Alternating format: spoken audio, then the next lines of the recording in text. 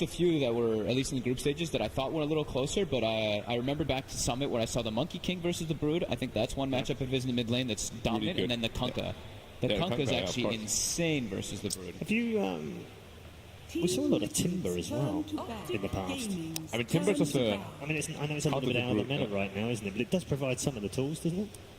It's hard because the Brood just avoids you. Like, he'll farm behind your tower, he farms your Ancients. Ancients still give a lot of gold, unlike the rest of the neuts, so that's kind of where Brood's big edge is. And you get to a point where, like, Brood will just farm to the late game, and then you have a Timber in late game versus this heavy-hitting Brood that doesn't really care so much anymore. Ban out the partner, instantly take up the Necrophos. Of course, Liquid loves to play that offlane partner on mind control. So, very good ban there. I mean, it's not super strong against either of the two heroes they have right now, because a lot of the Broods actually go into a lot of survivability now. Yeah, Necro's been super popular here. Combined 135 picks and bans on this hero during this event. 91% of all games have featured Necro in some form. What about his win rate though? His win rate is 47.5 off 40 games, which isn't great, but it's not terrible. Yeah, it's still good. Yeah. It's one of those heroes that like every team's been picking and playing, like even some of the weaker teams of the tournament. So sounds about right. I wonder if Liquid's looking at something like the Batrider here, because it's amazing versus Necro, and it's so good versus Nature's Prophet in the overall grand scheme of the game. So is Earth Spirit. So is Earth Spirit. Instant silence, that stun. Yeah. Very good to pressure the Necrophos. Yep. Started creeping back in as well. It's like also a ganking here. When you have this Brute mid, if you can get a rotation when you get that big spiraling coming up, you can just get free kills. Yeah. Like, free kill and free tower probably too. Yeah. I'm still really liking. I was thinking Nyx Assassin or Earth Spirit there for GH, and then I think the Batrider still for the offlaner could be really, really strong for them though. For Optic though, I think they should or kind of have to put Tiny middle now. He's not really afraid of the Brood at all, and you can't really rotate on him with an Earth Spirit either. So I think the Tiny mid should be quite locked until they, unless they want to counter pick it with another hero. What do you think about them saving their supports then for the last two picks? That's a little bit change. That is very interesting indeed, yeah. I mean, we have seen support profit. Yeah, support profit. Yeah, that's possible. To secure your safe lane or even off lane. It's true. I also feel like Side played that though? These three cores just don't really like look that scary. Makes no sense, right? Yeah, it almost feels like one of them needs to be a support. Yeah. Yeah. Team Liquid's Crystal Maiden. And that's the thing. Optic at this last pick of the draft, they don't want to lock into picking their three cores and saving supports for their two last picks. Like you're just not utilizing second pick well if that's the case. CM's one of those that has returned. We thought it might. It was there's a lot of people talking about this, wasn't there, before the group stage started? Pondering whether mana is it going to be important? Well, Crystal Maiden fit in with that. How does it fit around the draft? Is it worth still picking? It's definitely proven the case, isn't it? 5 seconds remaining. I think just the popularity of some of these others have overshadowed the Crystal Maiden. It's just like these Venge Marauders, Wraith Kings, and then we took down a few down a little bit more. Then we have the CM still picked with a decent win rate. Still 47 picks with 51.06 win rate, so yeah, pretty decent. There were a lot of memes about her, right? It's just like a global clarity potion. Yeah. But right now, if you max at Nova early, your lane pressure is actually insane. You're the range creep secure, and you're the global clarity. Exactly. Now you're two things. How much damage is Nova level 1? 100? 130? 130. 130, right? Yeah, it matches the mana now, because they changed that one back after Summit. Yeah, that is fierce. So they're probably not going to pick Miracle Seer last, because there's honestly no difference whether they pick it 4th or 5th if you're first pick. So what could be a good Miracle Hero here? I personally like Invoker, if they want to go down it. We may but it's like a mid-brood probably, yeah. Yeah, I think this is the brood mid. Yeah. Still Bloodseeker in the pool. That's being picked quite a lot against the Necrophos. Phantom Lancer potentially. Yeah, that's actually been one of the sleeper heroes here. 26 picks and a 61.54% win rate. Because usually he gets picked quite late, He does. and then the game is very good for him. Optic Gaming. They do go for the bat. I've seen them do the bat versus the Necro so many times. It's really good. It's just amazing. And then with the Earth Spirit thrown on top, you have such good kill threat on the laning phase. So now it's like Liquid's they're looking to hunt for this lane. So you're probably going to see them scout very early on just to get this Batrider versus Necro matchup. And the beauty also is that he might also be versus a Nature's Prophet. So it's like a double benefit for him. Either way, it's perfect. Yeah. Like, even if they put both 10 Necro seconds and remaining. Prophet as cores, he will just demolish both lanes. Yeah, he's very happy about that. 5 You seconds definitely have to go remaining. away from the Prophet core now, I think. There's way too many good heroes against him right now. Get the position for Prophet. Does Sai play that? Has he played it? I don't know. Probably has. I'm thinking back to when it was at the DAC era, when we saw the rise of the Tenacious Prophet. I don't know if he played it, though. Well, he can definitely do it. Maybe. He played a lot of offlane Prophet back in this time. Yeah. So. If you really want, you can just play 4-position CM and put the Prophet as a 5 as well. It also works, yeah. It's kind of a similar concept, just depending where you want the heroes to land. Always love myself some BKB freezing field fights. Versus Vengeance Bat, kind of tough, though. And then you get swapped and you're like, oh no.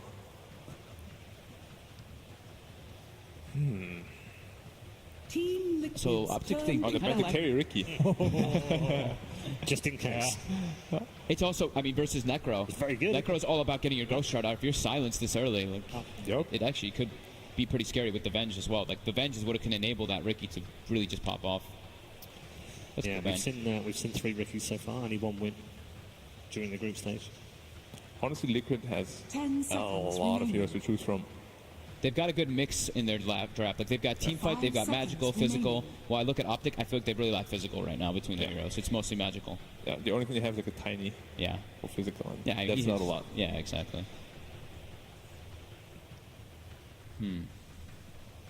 What Liquid be looking for? Their draft is so well rounded already. It is. Probably just a strong laner that doesn't suffer too much from a Prophet tiny dual lane potentially. I was thinking something maybe like I don't want to throw it out, but I was going to say something like a Sven, because Sven is really good. Level good 15 versus talent, you Mixed can dispel the Ghost Route as well. Right, what are they looking for? I mean, Optic Gaming. Very similar. okay, so we think the safer. yeah. And it's a PL. Select your Yeah. hero. Okay, Phantom Lancer. so that's the lane that they want to get the PL versus the Bat Rider. Right. If PL gets farmed, they're gonna win this game. Like late game, they have nothing against the PL.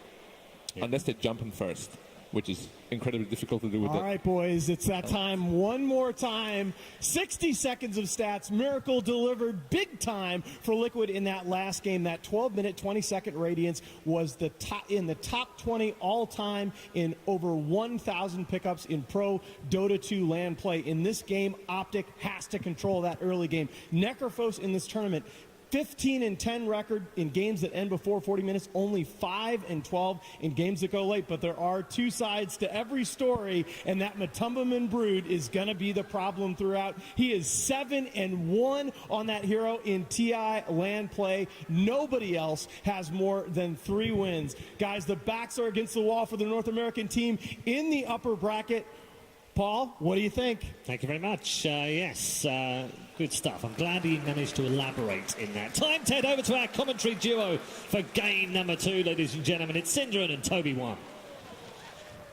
Well, what a game. Cinder and we were sitting here during the drafting phase, and you were like, we're going to have, you went, we're going to have Broodmother as the second pickup, and you were nailing every single one. You knew what Liquid were going to do. It's a slight exaggeration. Okay, you knew 3 out of 5 as they were coming up, but Liquid looked like they were almost predictable. Optic, like, are they in a good spot? Like, can they utilize this draft to force us into a game 3? So what I think happened here is that Liquid are drafting a specific pattern that we saw during the groups, and they get these really good core matchups for their Batrider with the Earth Spirit that we've also seen them play. And I'm just looking at, okay, what can Optic actually do in this position? They need a hero that can lane against that Bat. They need a hero that's also good against Brood. That last pick, Phantom Lancer, seems like a good choice, but it's also decent against the Ursa. I'm kind of with the panel on this, that if it goes late, the Phantom Lancer as well as Necro will do great, but can they get there? You've seen the Brood of Matumbaman just destroy this mid-game timings of enemy teams, so playing slow against Brood doesn't have the best track record exactly against this team. It really doesn't, because the Broodmother just dominates the mid lane totally. And in the current meta, where it's this 2-1-2, bringing someone in to help out the mid lane normally means you're going to lose one of your side lanes. And then you've got 2 heroes to worry about. And then you still can't instantly deal with the Broodmother. They don't have great scouting methods for them. They can deal with what Brood throws at them. But beyond that, more questions start to be asked. But with Team Liquid, if they win this game, they're into top 6 for TI8. That's guaranteed position. And that's the big advantage as well of being in this quarterfinal in the winners bracket. Top 6 at TI, you're already very satisfied Obviously, Liquid, though, won't be satisfied until they've got the whole win. And a good start would be killing off Pycat. Yeah, this is maybe all. Let's see. GH starts. Rolling Boulder will connect. Kuro's got the magic missile. Doppelganger already. Pycat, which one's the real one? They can't work it out. They magic missile and attack the wrong one. He's just auto running to the left. Nice bait. Oh, it's just like, we're going to start this way with Optic every single time. Such a simple mind.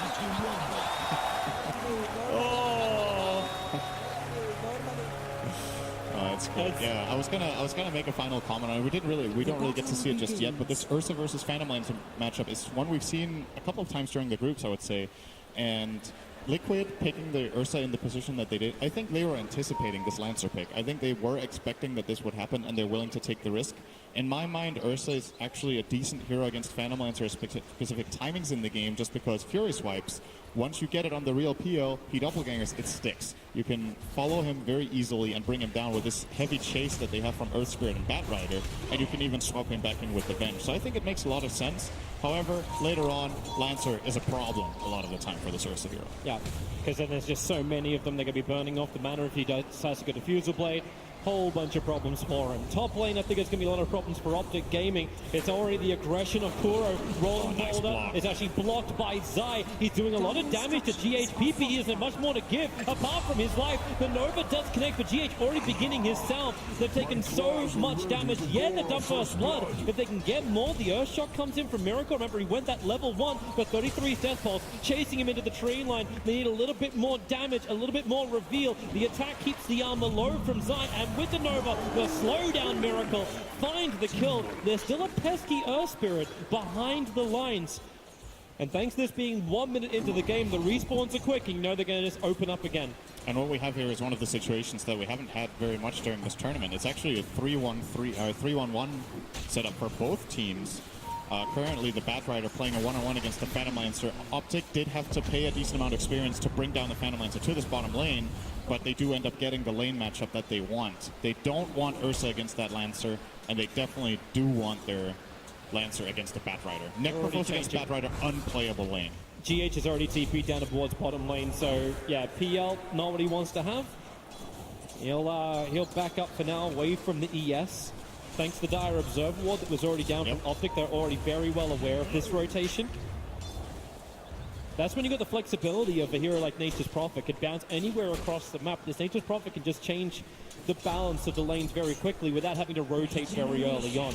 So now it's Miracle, who's not going to get much out of the lane. 1 CS in 2 minutes is the opposite of his game 1. And Ursa's not really the greatest combat hero. If you have an atrocious laning stage, it takes a decent amount of time to catch up in that jungle position. So we'll see how it goes for him so far. Like you said, Optic have a pretty good grip on this top lane. I think this matchup it's weird, right? The Ursa against Necrophos. Ghost Shroud is amazing against Ursa, but at the same time, Ursa one of the hardest burst heroes. So if you have Ghost Shroud on cooldown or you're stunned, Ursa can make quick work of you, but obviously Vengeful, they have no kill potential up here right now. GH is in trouble. He'll Rolling Boulder up, PPD, as all great CMs do. Goes Frost Nova as well as the Arcane Aura, so Crystal Nova, sorry, then the Arcane Aura. So no Frostbite to stun him up. But at least makes GH burn his consumable. He's got 3 stick charges and a clarity to work with. The thing I talked about last game with this Liquid team that they have... trouble for Zai. Kuro and Miracle opening up on him. Zai beginning the TP, and TP out! Ooh. Bottom lane 2. Yep, they're going out. Multiple targets. Pycat. So Prophet escapes. Pycat will not. PPD now under the Firefly with Sticky Napalm on him. He's got an over-off cooldown now, so wants to turn around to at least dish out something. As he'll salve up.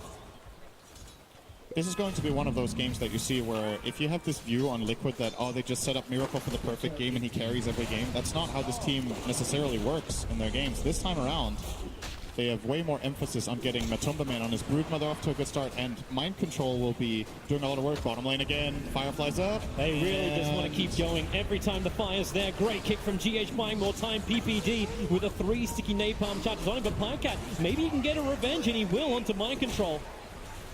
That's a very important kill. 314 gold for Pycat, and obviously it's a support kill going the other way. Yep. A lot of experience too. Mind Control in this situation was level 4. So Pycat is kind of evening out the lane now as far as experience goes.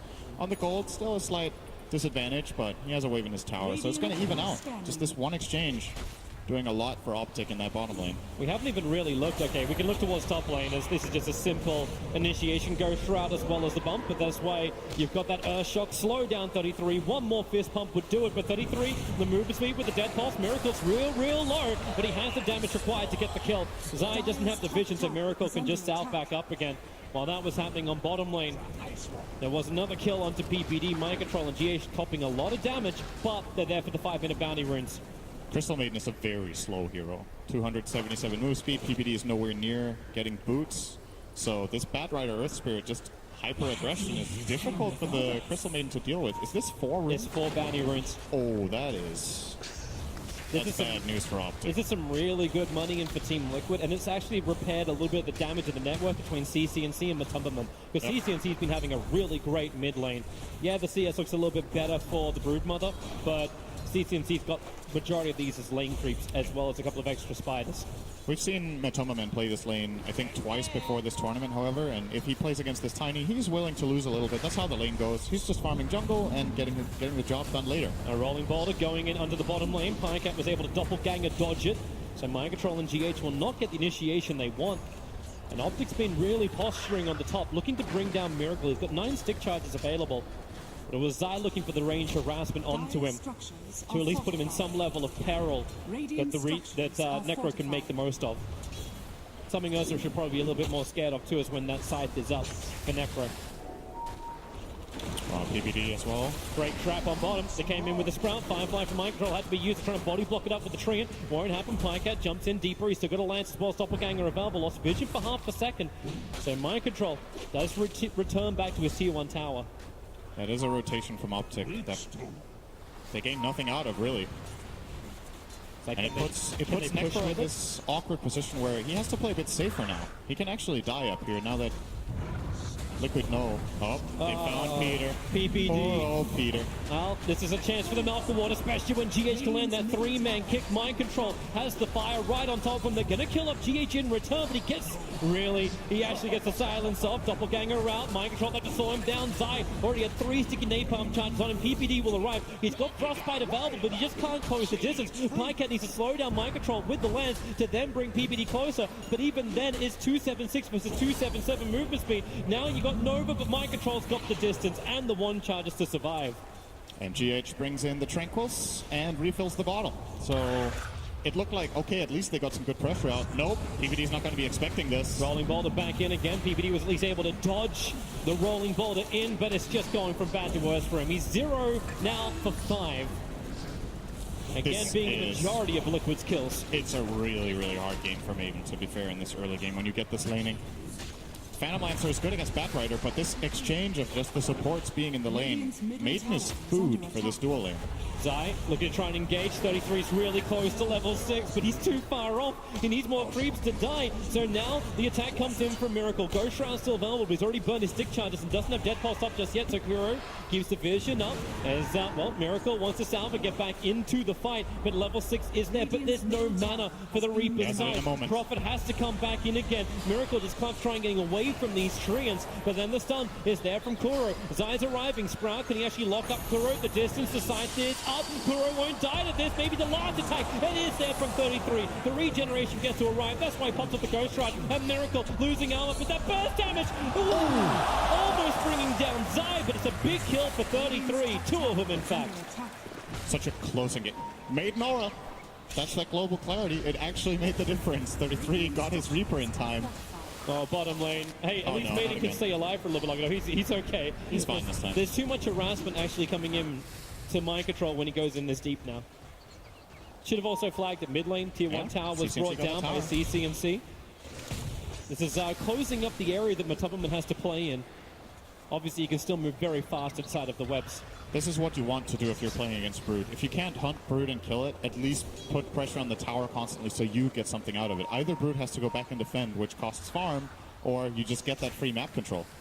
And very nice from CNC is coming for him. He's not going to find him here. It looks like he's waiting for it, but Matumba. GH, they're going again on bottom lane. Pycat's going to use his doppelganger, just trying to get away. It's a good stack, and that's why Mind Control has that Firefly down with the Sticky Napalm level 4. Just try and burn through it. PPD will probably try and time this Nova right if he can catch GH out in the tree line. CCNC even comes in looking for this, and Zai TP's in, but he doesn't get the Sprout onto Mind Control. Didn't get the right angle on the... I think this is not where he wanted to teleport in. He teleported in a bit of an awkward spot and had to try to blind cast the Sprout. Not having boots on the Nature's Prophet either. This lineup is actually just moving pretty slowly across the board. Nobody has good move speed in their team. Nice toss in from CCNC. He actually threw his tree and I think got like 10 CS of spiders with one swing.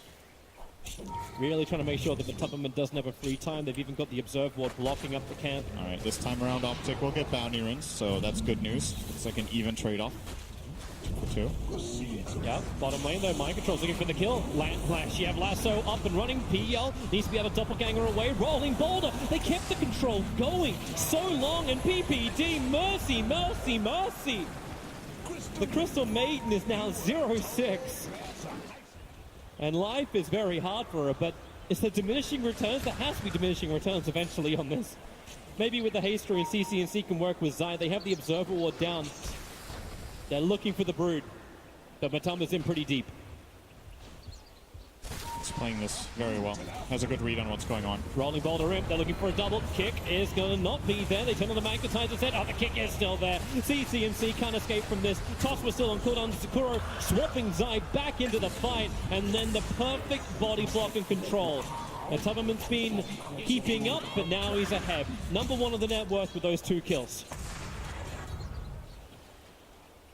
I've talked about this during the group stage as a similar, like, a concept that you see some teams play better than others. I think Liquid's one of the absolute best at this, is playing around your strong heroes. They take advantage of, you see, they realize, okay, Miracle's not in the best position in this game. We're going to help him a bit, and then we will put so much pressure on the rest of the map that Miracle gets to be a force in this game. He didn't really truly have to play comeback just because of how much they played around Mind Control and now around the Brood of Matumba. Pycat looking for a GH. He's just so damn good. Mind Control. His Firefly will wear off. They're summon up the trees. They want to go in deep. GH wild. Rolling Boulder this time gets him into safety at least. But his kicks have been totally on point. And it just seems so logical, right, when you look at it. We have this strong hero that can do something right now. We should take advantage of this, play to that hero's strengths, so we get fights. And in turn, if we do it properly, it relieves pressure on the other lanes. And that's basically what's given Miracle this he's almost back to 3rd net worth in this game. Nice Sprout reveal on bottom Mind Control. And the fortification of the Dire creeps. It keeps the tier 1 tower alive in middle, which is what Matumba's trying to take at the moment. But allowing them a little bit more pressure onto the tier 1 tower with the rotation of CCNC. You kind of hope they would get more out of this. Yep. But it doesn't happen for an Optic fan. Pycat just TP's back into farm. He is going to go that Diffuser Blade after the Tread Sequela. This Vanguard on Mind Control is actually really good this game. Are scanning. When you're snowballing this hard from the laning stage, you just look at, okay, how can I be the biggest pestilence in fights that they can't deal with? Largely he can ignore a trance, largely he can ignore the PL illusions, and just this early on, they are not killing him without a Reaper, I think. And Necrophos doesn't want to go there. So can feel very confident. I'm curious to see if Mind Control goes for a dagger now, or if he even goes just a full-on combat build with Vanguard and Pipe, and just runs into them and fights. And he's like, try to kill me. I have a swap behind me. He can get the Blink Dagger later if they really require it. That's what will allow him to at least catch up to Zai. And Zai's a threat, but a threat you can see coming from a very long way away. And Mind Control maybe thinks about the fight. The Nova will scare him off. And again, Matumbaman attacks in towards the mid. Pycat was there, looking for a denial. Has to doppelganger himself away. Matumbaman already burned off the Insatiable Hunger. 33 TPs over. Kuro's nearby. But they don't have extra support. Zai is currently farming up inside the Radiant jungle. It might not look that big, but this TP from 33 is actually going to matter quite a lot. If he gets spotted on a ward, I think they saw him in the river, so now they know he's crossing toward bottom. And this is Miracle's cue to just play aggressive top. Knows there's no Necrophos here. He TP'd mid. There's no other way he could have got here in time, so you just redistribute your resources. Sure, you guys can have the bottom tower. You, in some way, you kind of argue they over-rotated. They brought 4 heroes down here. Great ops. Mind Control instantly has his smoke being broken, and Optic do want to try and fight. As you said, like they have their own Observer Ward. So 33 will walk under it. The T1 tower was lost on bottom. CCNC has Blink Dagger ready to initiate. But he's not finding his target, so they instead add pressure onto bottom lane. Mop up the creep wave, push the tier 2 tower a little bit. But Liquid are happy with this. Straight Roshan trade-off. Optic Gaming are nearby, but they cannot contest this. They do not have the power. Brood and Ursa is such an exceptional Roshan combo. Very easy. Aegis, they put it on Matumba, man. This Brood is getting ready to rock and roll. They know he's the richest hero in the game. And arguably a better hero to have Aegis on than Ursa. Usually Ursa with Aegis, it can be a little bit tricky, like which life do you enrage? It's similar to when you have BKB. Do you BKB your first or second life? Bottom lane attacks coming in. They need to get that stun control and then follow up with the Reaper's Sight. But Mind Control hasn't taken enough damage just yet. He's so damn tanky with the one charges too. They'll get the lasso out, so Tiny just has to remain for a moment and they swap inside. No escape for him. He's not even beginning his TP. He just remains stationary. And Optic lose too. They do not claim that bottom tower, and they don't even in any way threaten the Aegis. Oh, looks like the Aegis going to threaten them. Instead, found the wrong one. Good move again by Pycat. If the right one gets found there, he actually dies. Matumba can easily solo this Phantom Lancer after Doppelganger has been expended. Pycat still needs to get stronger. Exactly. We were looking at this game and we're looking at, okay, Optic, you need to get this Phantom Lancer to a strong state in the late game and not lose full control of the map on the way there. And Liquid are just dominating them. Again, it's a huge advantage. And especially Lancer not doing better than this in lane hurts, because you, ideally at this point, you want to have this diffusal completed. So he's like 1,000 to 2,000 gold behind par for the course, I would say. And they're going up the top. Miracle jumps in, goes up the side. The Sprout pushes Miracle. Well, pushes